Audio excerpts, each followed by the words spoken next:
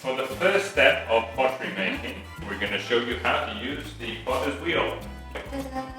But before we do that, we need to prepare.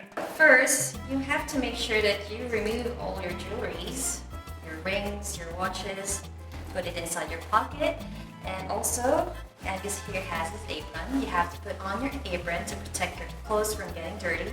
Okay, so it's important to protect your clothes from getting any clay on it or any jewelry getting any clay on it, right? Yes. Okay, so let's start. Let's go.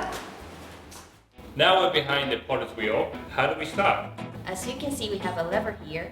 Just push it away from you and the wheel will start to move. And if you want to make it slower or make it stop, just pull it all the way back. Okay.